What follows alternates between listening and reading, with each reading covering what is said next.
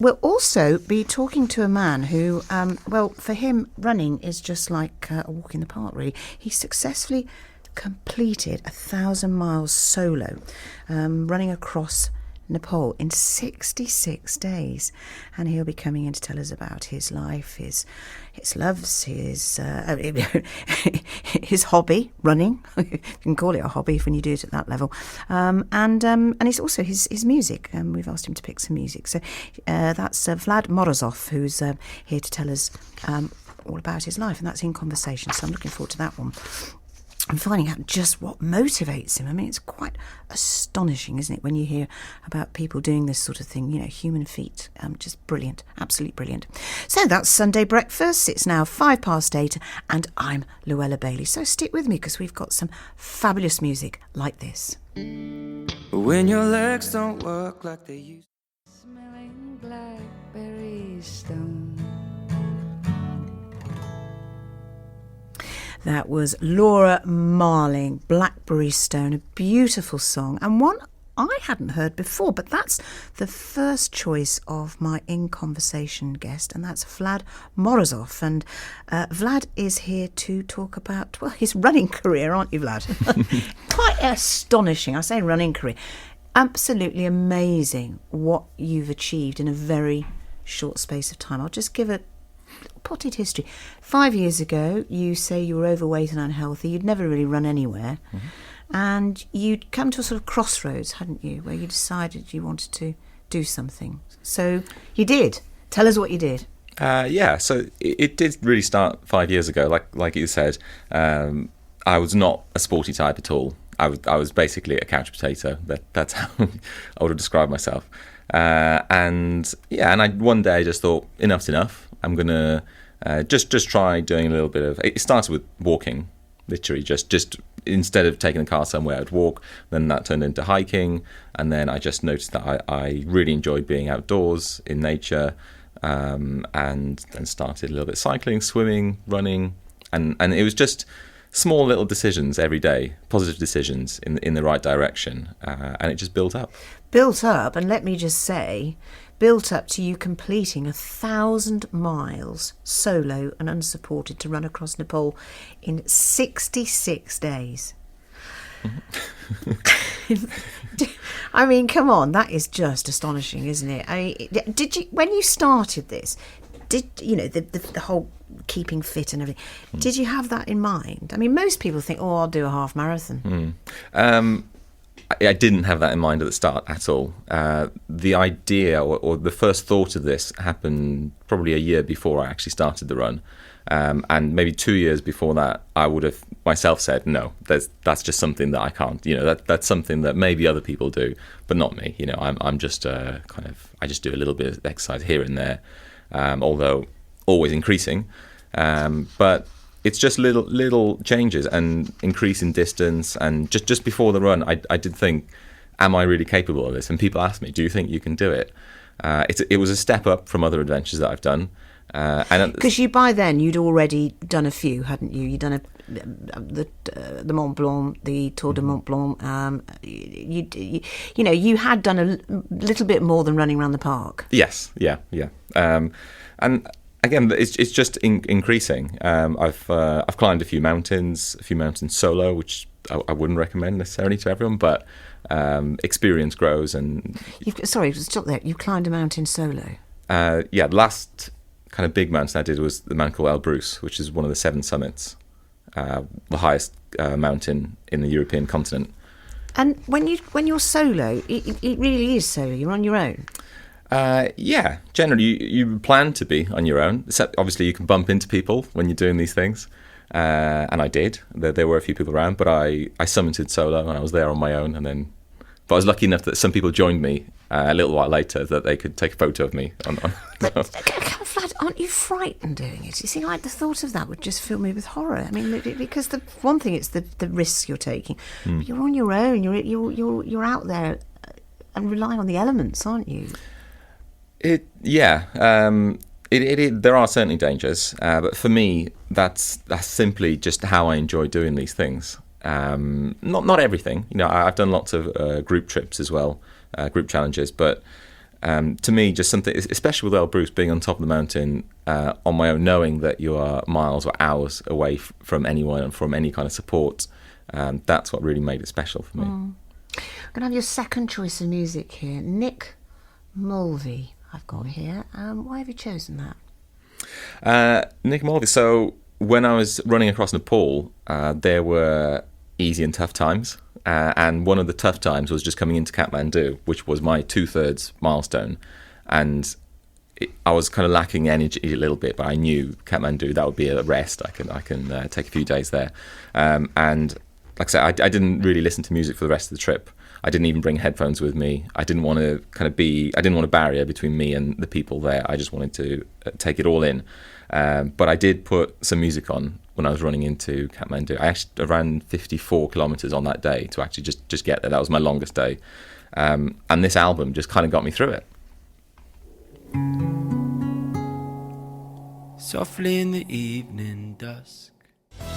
My in-conversation guest this morning is Vlad Morozov. Now, Vlad is no ordinary marathon runner. He completed 1,000 miles solo and unsupported by running across Nepal in 66 days.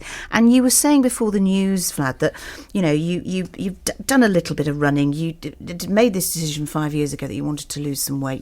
You say you were overweight and unhealthy. Looking at you now, I can't quite imagine that. But anyway, and then you just decided, I'm going to get fit. And you started running, you started doing cycling, swimming, and then you took this decision to take on this extraordinary feat. I mean, I know you completed it and it was very exciting, and you obviously have come out of it with some stories to tell. But there must have been some low moments because you were totally on your own. Yeah, it certainly wasn't easy. There were moments that were difficult, challenges that I had to overcome during the run. Quite early on, I had a small blister. I mean, I had a few blisters throughout anyway, but one got a little bit infected and that caused an issue. I won't go into too much details at this time in the morning, but that I had to just take a few days out, and that was difficult right at the start as well. But you were running with all your kit, so Yep. you had your tent, your cooking equipment, and a few other things. I mean, how did you manage that? It's all my equipment. I actually took quite a long time to research all of that and practice with it, get it all together. All of my equipment came to around 4 kilos in the end. So it was actually, in terms of hiking, it was hardly anything. But in terms of running, I still felt that weight. But it was okay. It was manageable. What about psychologically? Because very often when people do these sort of things, they've usually got a backup crew. They've got somebody with them. But you didn't have anybody. You were just trotting through villages. Yeah, it's how I tend to like to do these adventures. But I do remember on the first day, the charity that I ran for, they helped me get to the start point, to the border with India on the west side. And they dropped me off at the border, literally, on the river that separates the two countries. And they drove off. And that was it. What did you think when you and I was saw on them my driving own. off? Well, there was a moment, I remember it very vividly, because it suddenly felt like this is it.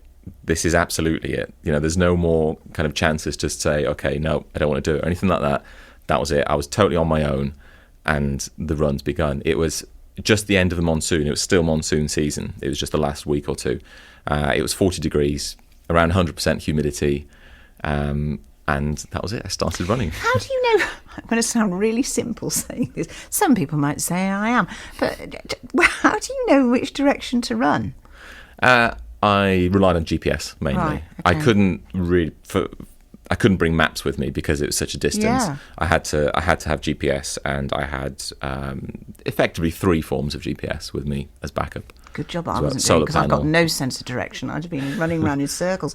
So you carried on running, and then of course, I mean, the thing about Nepal, it's a beautiful country, a very big country. You must have gone through quite remote areas. Yeah.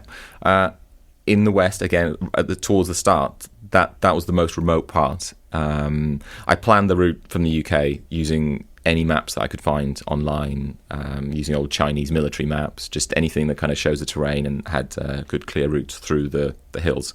But the west was very, very remote, and it wasn't on any map that I could find at all. When I was passing those villages, I was told by the locals that I was the first tourist that they know of that's ever been to some of those villages. But didn't that make you nervous? I really enjoyed it. That's one of the reasons I was there. And just making those connections with people that live there that have never seen a tourist come visit their village. Especially one dressed like you. Yeah. With a tent on your back. Yeah. And what about the language barrier? There were sometimes days at a time where I didn't meet anyone that spoke even a word of English. Some people did know the odd word. It tends to be that the younger generations, they're starting to get taught English in schools, or I mean, some places they just didn't have schools, but they're starting to learn English. I find that you can still communicate with people even if you don't have a single word in common in terms of language. I've had entire evenings there where people would welcome me in, they'd cook me food, welcome me to stay at their home, and we'd have a whole evening of communicating one way or another. You see, but I think it's because you're from the Ukraine. You were born there, and I think if you look at, I mean, I went to the Ukraine once, and there wasn't so much a language barrier, but there was no common link with the English, and especially with the Russian side of the language. So it was very, very difficult. But you probably have more confidence than we have, because we're so used to everyone speaking English. So maybe that just gave you confidence to think outside the box. I think you're right. English is a second language for me, and I think the combination of that and doing similar adventures, not of that scale, but in different countries where I'm used to meeting people effectively that don't have English. Well, you have to think of something else, don't you, to sort of try and... Yeah. Whereas we are, being typically British, we tend to sort of just think, well, that's it, we can't think of any other way of communicating with you. It's actually a skill that you can practice and you can get better at. Yeah. Using hands. Like I think, yeah. Yes, yes. Shouting. Right, your next... this is... And I've never heard of this before. You're going to have to tell me what this is. Mm-hmm. I've got Ram Saili here. This is your next choice of music. Tell me about this one. Yes, it's by Bipul Chetri, which he was originally Indian, but he lives in Nepal. He's a Nepalese artist. The song in Nepali is called Ram Saili. In English, it's called Ode to My Father. And it's... One of the reasons why I was doing this in the first place was I actually lost my father a few years ago, and Nepal was the number one country that he wanted to visit. He just couldn't stop talking about it, and it's a real shame that I can't now show him. But it's called Ode to My Father, and the locals, this is the main song that people recommended as I was asking people for their suggestions.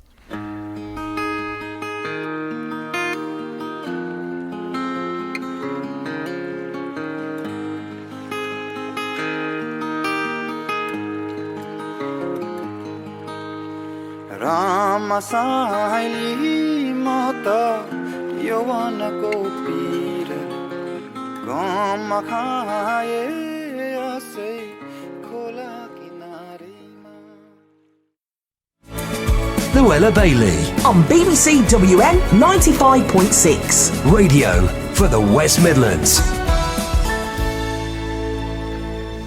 My guest this morning is Vlad Morozov. I'll get that right, Vlad. I expect you've heard, not the first time you've heard people saying that. And you are, you've completed an amazing marathon run, 1,000 miles running across Nepal in 66 days. But it was for a very, very good cause, wasn't it? And that's the, it's a children's charity, Nepal Youth Foundation. Tell me about that. Yeah, so Nepal Youth Foundation UK, a UK charity with a base over in Kathmandu as well, doing a lot of good work. So before the run, I thought it was a good opportunity to raise a little bit of money as well. It's a kind of a step up from the normal adventures that I do. And I just got online, had a look at what charities do work over there, and researched the top ones, and Nepal Youth Foundation just really stood out to me. There's a lot of issues over there. They tend to help out with kind of like whatever's the main issue at the time. And right now, nutrition is a huge issue. Children, malnutrition. And that's what they do. I guess because, as you were saying earlier, there's remote villages, people are just living, a great distance from major towns and cities. So do you think that's where the problem is? I think that, there's a few problems. I think generally the topography of the country is one. It's very underdeveloped in places. I've heard a few people say, things like issues of corruption, I personally, I can't comment on the underlying issues, but what I can comment on is what I've seen out there myself. And running through some remote villages, there'd be some villages with absolutely no schools at all. I've met English teachers that I couldn't communicate with because they just don't really know any English. I've seen schools that are made 100% of bamboo and just very, very simple, basic conditions. But, with that particular school, children are still lucky to have a school in that, it really varies. And they do seem to need some help with this. And Nepal Youth Foundation is giving that help. And I've seen the projects that they've run firsthand. During my run, I've actually stopped off at a few projects along the way, and I can just see that they're doing very good work. And what sort of things do they need the money for then? Apart from obviously the obvious things like books and things for the school. What else do they need? Well, the charity itself, they tried to run on an ethos of making it sustainable as possible. So they've done things like built schools, hospitals, nutrition centres, but they try to make it sustainable as possible. So they set it up, and then they work with local people, councils, the government to actually, the government eventually takes over running of the schools, for example, and hospitals, and it carries on. And they've set up so many of these projects, and they've shown me projects before where they've set up a school for much, much less money than the government has done in the past. And people are generally, the locals are happier with it, and it's much quicker, less money. So very efficient, very good use of the money that they get. Yeah. Well, you've done that. See, if that was me now, I'd hang up my running shoes and put my feet up and think, well, that's it. I've done my bit. But are you thinking of doing anything else? I suppose you can't really beat that, can you? Well, I'm going to have a little break, in inverted commas. I've got a race in Wales, actually, in a couple of weeks, where in my category no one completed the race last year, so the challenge is actually just to complete the race. Then? It's based on a race called the Fan Dance, which is the SAS part of the SAS selection route, and they do this Fan Dance mountain race over the Brecon Beacons. But I'm doing 3 back to back, which is another kind of category that they do. Oh, that'll be nothing after what you've done. A walk in the park, as I said before. No, it's absolutely fantastic, and I just, people like you are an inspiration, and for anyone listening to this who thinks about just getting fit, you are the perfect example. For anyone who missed the beginning of this interview, let me just remind everybody that Vlad's, so he says, he was overweight, unhealthy, and he just decided, I'm going to get healthy, lose some weight, before you get to be an old man. And look what you've done. It's just astonishing. Yeah, so many people as well after this have said to me things like, "Oh, that's amazing, but I couldn't ever do that." That's exactly, that was my mentality a few years ago. And some people have said, I really enjoy when people say to me, "Well, I've seen what you've done, and it's inspired me to arrange a hike with some workmates or that kind of thing." Or I've gone out today in the hills because And it's just small steps, isn't it? Exactly. It's little, exactly. starting just little. Exactly. And then build yourself up. Constant daily positive decisions in the direction that you want to go, and it's very, very powerful. Consistency. Well, Vlad, it's been a delight to have you in, and next time you're doing something, perhaps you'll come in and tell us what you're doing. Okay. Because, it's just astonishing. But thank you so much, and you take care, and the Pleasure. best of luck with your charity. Thank you. That's the Nepal Youth Foundation. Thank you. Feels like